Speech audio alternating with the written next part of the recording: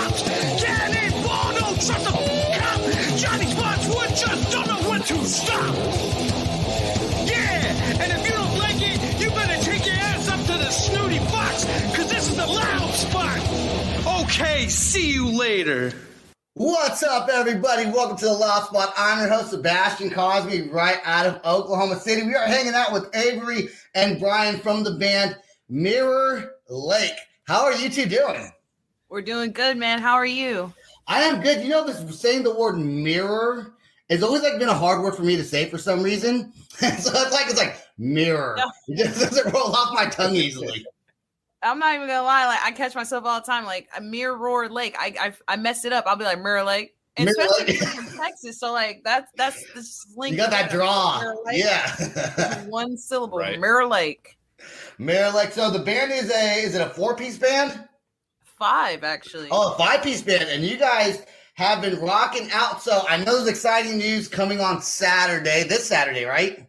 This Saturday, Yes. September 4th, we're going to be at the Cynthia Woods Mitchell Pavilion. We're playing a now, as of today, a now sold out BuzzFest. That's like 16,000 people or some shit like that. Crazy.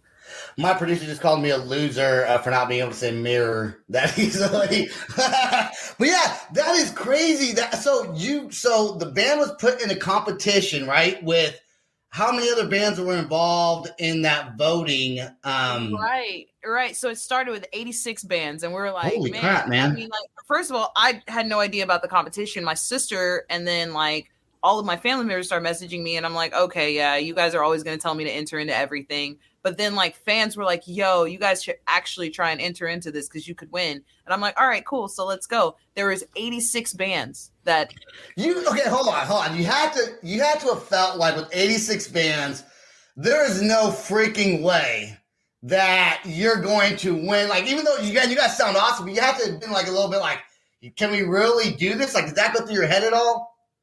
I mean, It did for me. No.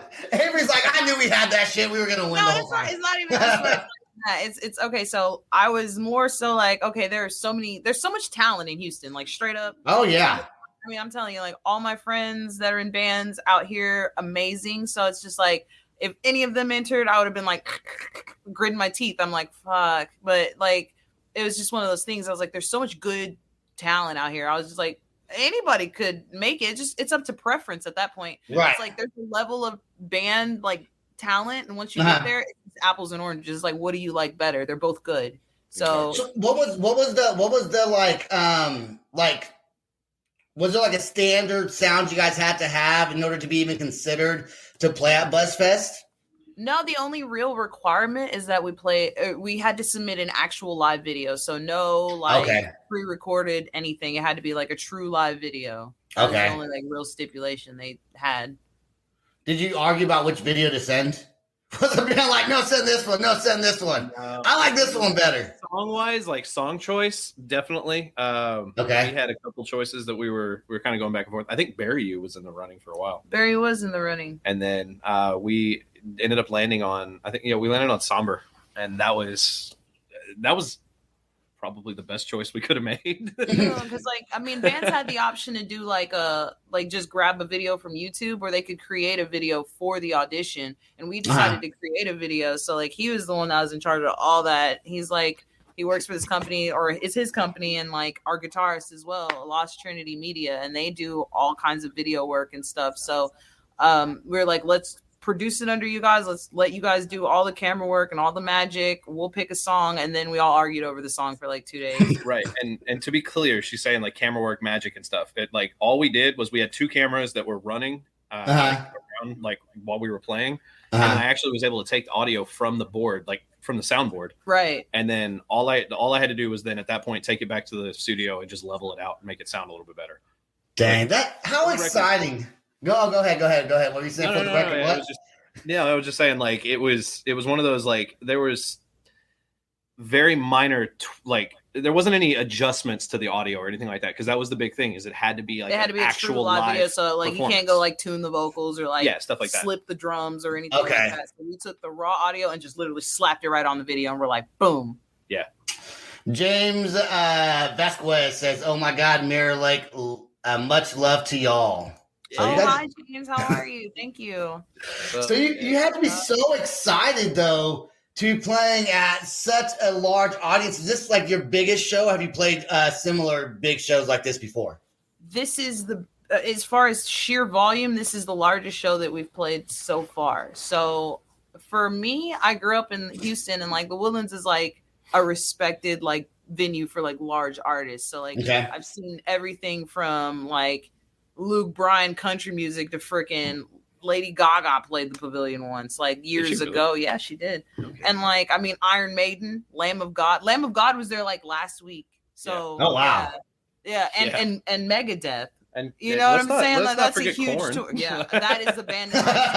Like, I was like a little kid, and I was with my mom, and like Korn went on stage, and I was like, I don't know, 15 or something. And I said, one day I'm gonna play this venue, Mom. I promise it's gonna happen. And she's like, okay. Avery, have you always been into rock music? Have you always felt like you were going to be like in a rock band, like a vocalist for a rock group, like maybe even seeing Korn back in the day where you're like, I'm going to do that shit one day? Hell no, man. I wanted to play guitar so bad. And you know, like, I'm not a bad guitarist. Don't comment. I'm not a bad guitarist. Come on, Brian, tell us the truth. I met Mark. Hey, she wrote the intro for Bury You. I did, yeah. I was like a little something. Yeah. I'm not like terrible, but I'm not great either.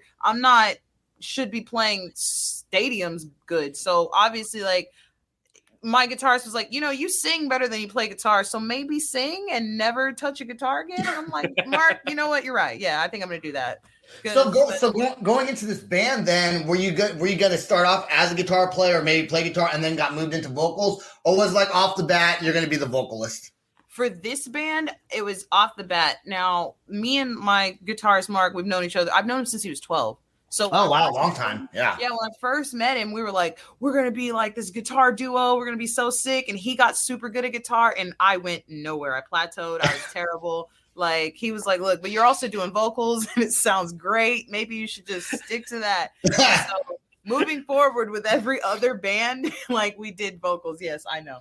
With every other band, we did vocals. So I was just like, I'm on it. I'm on vocals forever now. So dude, that is so much like me. 9 hours a day and said, I'm going to get good at singing. Yeah, no. So I was going to play guitar, except for my friend got a guitar first. So I had to go buy a drum set.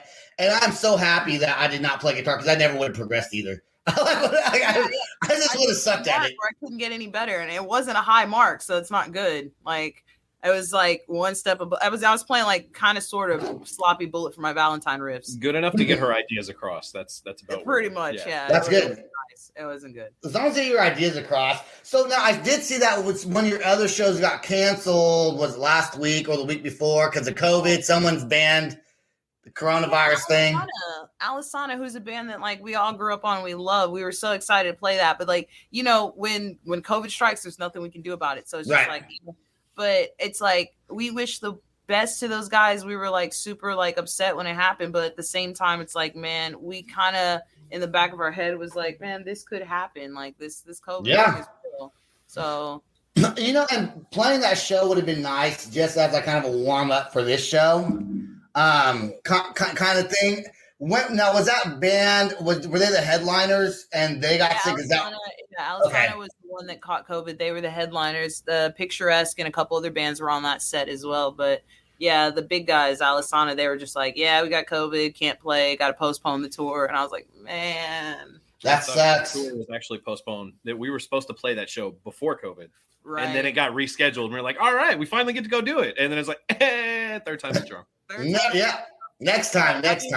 We're in close contact with the promoters and like the booking agents and stuff. So hopefully when they do re-announce the tour, we can get back on it and we'll be playing it again. So awesome. James does have a question for you guys. Not really music related, but he says, I have a question for the band. What's y'all favorite animals?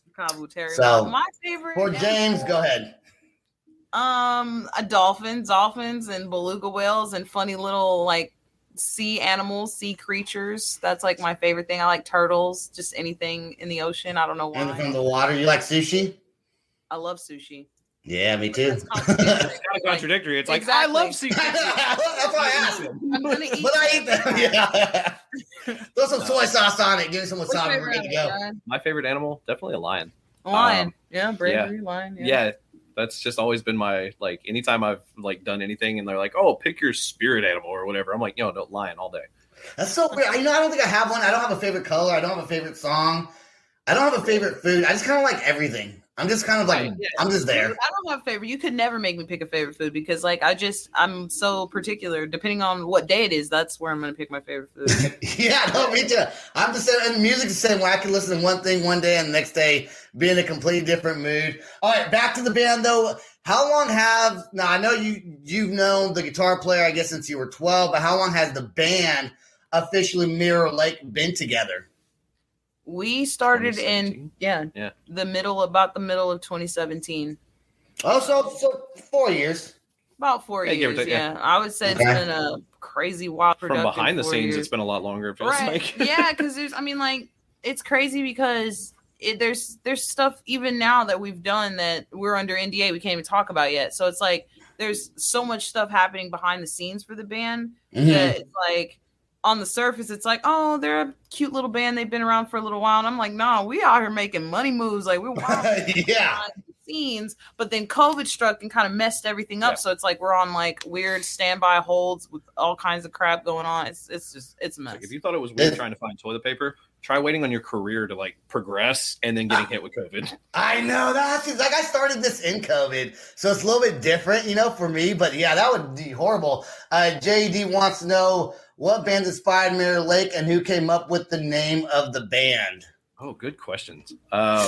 So as far, I'll let you answer the first part. I'll just answer the. Okay, influences. I mean, I would say at the time of the conception of Mirror Lake, we were all heavily influenced by what was going on overseas. So bands like Alaska and Holding Absence and stuff like that. But I mean, from the jump, like all my boys are like real big into like Bullet for My Valentine and just like that whole metalcore movement, Kill Switch Engage, all that stuff like back in the day. And then like me personally, I'm just a weirdo. Like I was into like new metal and grunge. So like all the 90s bands like Korn and Alice in Chains and all that kind of stuff, that was like where I was. And that's probably where I'll kind of always be. Like I always draw influence from where I grew up. But like at the same time, it's like I would say that European movement is what kind of inspired the initial sound of Mirror Lake. And we kind of like just made it into our own over time.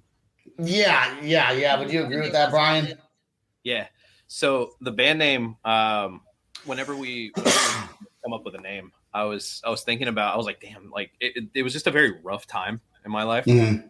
And so I was thinking, like, I was just kind of like trying to think of something that was more nostalgic, you know what I mean? And something that reminded me of an easier time rather. And so back when I was a kid, like me and my buddies used to play, we used to play World of Warcraft actually. And yeah. A lot of people still play that. A lot of people played that. A lot of people still play it. Right. Yeah. I'll play it every now and then still. And it's cool because Mirror Lake was where we would all go and meet up at. It's like it's outside one of the capital cities. Oh, it's an actual lake. Yeah, no, it's like it's the cool like areas of that game, and I was just like, "Yo, this like." Oh, it's a lake in the game.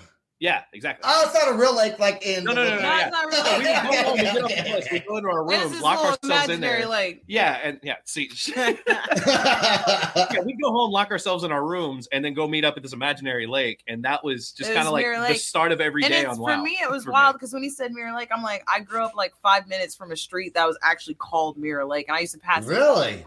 All the time, so it's like Mirror Lake all the time, and I was like, really? That's where you want to? Let's go for it. That's kind. I was like, now we got to go commit a crime in the middle of the night and steal the sign. Oh yeah, definitely. No, like, look, I'm not saying we're ever gonna do it because we're on like public, whatever. No one's watching. No one's watching my show. We're not going to steal that sign. To do it, but if it shows up missing tomorrow, they definitely did not do it. Right. Yeah. Someone might do it. Someone might do it now that you said that. What? Yeah, right. Now someone's gonna see it and be like, "Oh," and then we're just gonna like, it's gonna come in the mail. Like, I got you something. Yeah, I'm gonna play your song here pretty soon, Bury You. But before I do want to say what Mirror Lake reminds me of, and that maybe it's my age, I don't know, but it reminds me of the movie The Outsiders. Because at one point, I don't know if you ever seen the movie The Outsiders, but he changes he bleaches his hair and cuts it, and he looks into the lake to see what he looks like because there's no mirror there. And so, anyways. when I first heard your band name, I saw you guys were coming on the show. For some reason, I immediately went to the Outsiders, and somewhere in the back of my mind, I was hoping that there was some connection to the Outsiders, but there's not. But that's okay. That's okay. All right, let's play the song "Bury You." And just real quick, what's it about? Then we're gonna play the video. Right. So "Bury You" is a song that I wrote about basically just feeling like most of my friends and people that I love, I felt like I was letting them down all the time. Like, I just shifted from like happy to sad, but still, I just really felt like I was letting down all my friends. And I felt like it was just because like I had so much going on in my own head that I was like being difficult or lashing out or just being angry for no reason. And I felt like it was taking its toll on all my friendships and relationships. And that's really what the song is about. It's kind of just, it's almost an apology. It's almost an apology in a sense, but okay. Like, I'm sorry that I did all this crazy stuff. And now I'm like, man, I realize that a lot of it has to do with like, I need to get some help. You know what I'm saying? Yeah. I'm just fucked up, man, in the head. I'm fucked up. You know what I'm saying? It's all fucked up. And I'm just, we got having a Rick and Morty moment. I'm just like, I love Rick and Morty. We got Tiffany has a question for you guys, but it's a pretty good question. So let's play the song first, then we'll get to Tiffany's question. All right, here we go with "Bury You."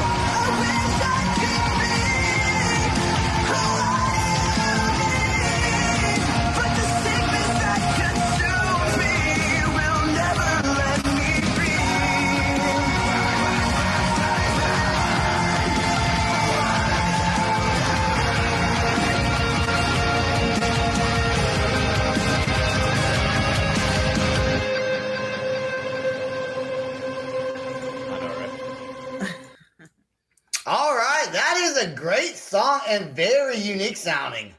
I love it. Great job. Yeah, you definitely have your own sound. Definitely have your own sound. The way you sing, it just fits it's very melodic music and it's very like rhythmic, and your vocals fit it perfectly. Tiffany says that you are an inspiration, and Sharon said chick balls. Chick balls. Hell yeah. That's gonna be our new thing. Thank you. Yeah. I don't know if you guys read the things here. There's Tiffany. Barry, you are such a badass. You are such an inspiration. So I don't know if you know her or not know her, but thank you so much. I appreciate it. She did ask the question she asked. I kind of realized that we kind of touched on it. She said, where do you find your inspiration for your music? And you talked about, European music, or like out of country type music. And it's kind of a similar question, I guess, but do you still find today that your inspiration is the same, or has it changed at all? I mean, here's the thing. So nowadays it's like we really just think about, I mean, honestly, when you grow older, your music taste just, I wouldn't say it changes, because the same, like you could play something from when I was 12, and if I thought that shit was fire, it's gonna be fire today. Like you can play, I'm telling you, like, yeah, I'm the same way. No, for sure. Like Follow the Leader, like Korn's Follow the Leader. Like I'll listen to that and be like, yo, every time. And it doesn't matter. But like, even our guilty pleasures, that's the best part. Well, what happens is your taste expands as you get older. So the stuff that like maybe I was like, I will never listen to that as a kid. Yeah. Now I'm like, all right, yeah, I kind of like it. Like, yeah, I agree. There's a lot of like, I didn't really care for country music too much growing up. I'm from California originally, or really pop music all that much. But I do live in Oklahoma now. I'm exposed to a little bit more, and I can appreciate it. I also kind of enjoy it a little bit. And pop music, I really wasn't a big fan until I started the show. And I realized a lot of pop artists are the same as just rock artists. They're all doing the same shit, man. They're all trying to make a name for themselves. Not every pop artist is just someone discovered, and bands have to work at that stuff, and that really kind of changed. So I agree. I'm almost 40 years old. So yeah, as you get older, your taste buds to music does expand. Yeah, I was gonna say, I feel like as I've gotten older, I was just like, my music taste just got more eclectic. Right, you can listen to freaking like Cradle of Filth, and then I'll turn around and go from Cradle of Filth to freaking Megan Thee Stallion. Like I'm all over the place now. Like when I was a kid, I was just locked into heavy music, and if you played anything that wasn't heavy around me, I like scowled at you. I was like, "What are you playing? This is not the new." You're an elitist. This is I was a metal elitist. I will admit it all day. I was like, this is not real metal. What are you playing? Right. Turn that shit off. You get out of that shit. You realize. Oh yeah. Especially being in a band, being in a band for a long time, you learn to appreciate all genres and really the effort that bands put into it. Now, I don't know if this is a statement that somebody commented on somebody's comment, because I can't really tell on my platform, but I'll say it anyways. I think it's Angie Carr says, "Love you, Mom." So whoever her mom is, she loves you. It's my mom. Yeah. Oh, love you. Oh, she's saying love you, signed mom. Yeah. Comma mom. Well, your mom loves you. Just want to let you know. Okay. I was like, I don't know. That's like someone's mom. Okay, I get it. Okay. I love my mom though. I love you, mama. Shit. Look at that. I love it. I love all the love. I love the love. Your website is not done yet, but it is under construction. Yes. And so this is what happened. So we bought what happened was a ton of merch and all kinds of stuff, and we were like, let's launch this website. And then they were like, so 16,000 people you're gonna play in front of, you're probably gonna sell all this merch out. And I'm like, damn, we probably better sell it at the show. So we were like, cool. So we will launch the store the day after the show. And we've got a guy that lives here in Houston that prints for us that can get us super fast. So I'm like, yeah, then we can just run online sales from there, because we're gonna have like plenty of orders, and obviously like I feel like we're gonna sell out of merch at the freaking at BuzzFest, because like we played smaller shows and sold out of merch. So I can only imagine a large show like that. It's like how many shirts I get? Or what is it? Just shirts, mainly that you guys are going to be selling? Yeah, we got some shirts and we got some hats. So like, I feel like they're gonna go super, super fast, and then it's just gonna be like back to the drawing board as far as like buying merch is concerned. But I mean, we have a whole fall line, like fall, winter. We're gonna drop like a whole like set of designs. So like the store is gonna be popping. But I mean, right now it's like, man, I was like, let's go and launch the store, and then like, boom, BuzzFest, because like we didn't know if we were gonna win. There was no cheating or any like favorites. Right? Yeah. Like that. It was just really, literally, we were like, okay, it's down to, and it got down to the last 6 people because it was 86 bands at first. Then they narrowed that down to 20 something, and of that 20, like the fans had to vote. So we got in the top 6 with the fan votes, and then it got sent to like a bunch of industry people, like the dude from Blue October and like the dude from nice. There was like a really cool little panel. Yeah, voting to see who was going to win, and so like the radio station was like, it was an overwhelming win. Like, you guys killed it, and I was like, yeah, that's what. But yeah, then we heard the list of people that actually voted, like the judges on that panel, and I was the like, panel's oh wild. my God, like, I'm not gonna go real? down. We're not gonna go down and list the panel, but we're talking like that's exciting though. Some crazy popular names, and I was like, what? Well, BuzzFest is going to be great exposure. I hope you do sell out of all your merchandise. That'd be fantastic if you did. And one thing that's like, I've always wondered, I guess I've never asked the question even, is because bands used to sell CDs, right? At the shows. Back in the day, they would sell their CDs. You don't do that. So on stage, Avery, being the vocalist, do you like, hey, go ahead and stream us on Spotify? Like, do you mention that to the audience? Or you just assume that they're going to do it automatically? Right, so this right here, and this is why I had to get all serious real quick. Yeah, a low key. I wouldn't say like a behind the scenes secret question, but it's really more so like a marketing thing. So we know that we don't have physical CDs. The age of physical CDs, to be honest, is dead. Right. Not completely dead. Like, there's still people that want it from a collector's perspective, but sure, not from an actual listening perspective. When they're ready to go listen to music, they're gonna go to Spotify just like everybody else. So I mean, what it comes down to now is converting those physical people into digital fans. Like, you want to bring them in. So what we've got is we've got cards, we've got all kinds of stuff that we're going to be giving out just while we're there to say, hey, you know, you come to us, you listen to us digitally. Even like when like back in the day, and I'm not old, but I just ever since I was no. I've been very interested from a very young age. So like I was like 10 and I was already like Googling like what was it, Metallica that got sued by Napster or some shit? Or Metallica sued Napster, yeah, so that kind of stuff, like I was like really into that kind of stuff, and like I've been paying attention to the digital age and how it's been changing. So for me, it was just like, man, you see that like people are consuming music in a different way. We've got to shift the model, and we've got to consume music, or we've got to sell music in a different way. Like, we can't just use the old model because it won't work. Right. The days where you get to pedal your demo from the back. I can't. The younger bands know that. The older bands are getting bullied into it. They're like, with this old music shit, it's not gonna work.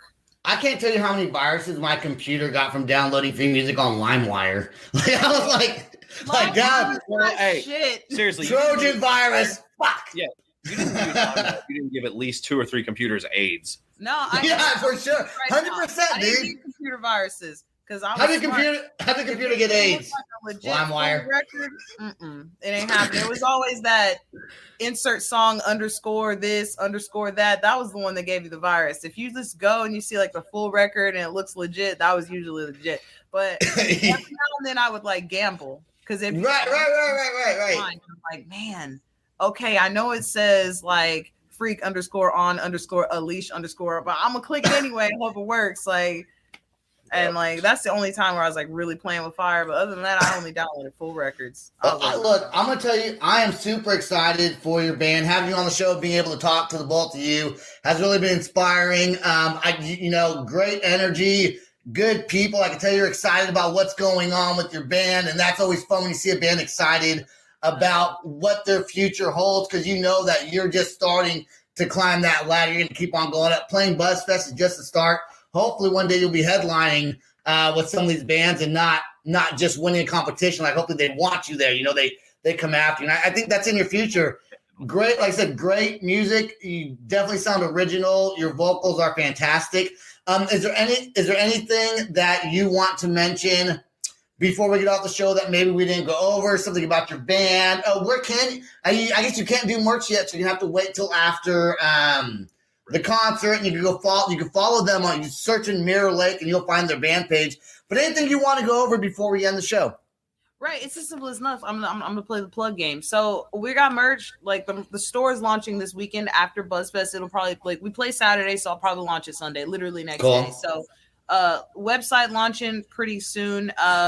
Mirror, it's literally like Facebook.com/Mirror Lake TX. Yeah, Mirror Lake TX. And then it's Instagram, it's Mirror Lake TX. Twitter, it's Mirror Lake TX. You guys follow us. Tag us. I like being tagged in all kinds of stuff. You can tag me in anything, literally from like the band related stuff to like a really fucked up meme, and I will probably about it. I'm that person. Like I'm gonna communicate with people. We're gonna have a good time. I'm about it. So we have, that's literally it. Yeah, that's pretty much it. I was like, well. Anything, Brian? Anything you want to put in there?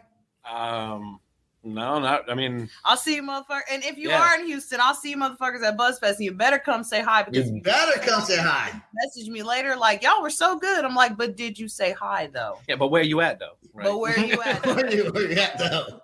I'm be walking around all day, and y'all gonna notice me because I'm gonna stand out like a dot in a crowd of not people that are black as hell. Like, right. I mean in a fucked up way, but like, my black ass gonna be walking around BuzzFest all day. We're gonna have a good time. Come out and say hi. It's gonna be great. I'm like so excited and passionate, and it's just, I'm telling you, we're gonna get on that stage, and it's gonna be like tear that shit. Are you nervous at all? Any nervousness?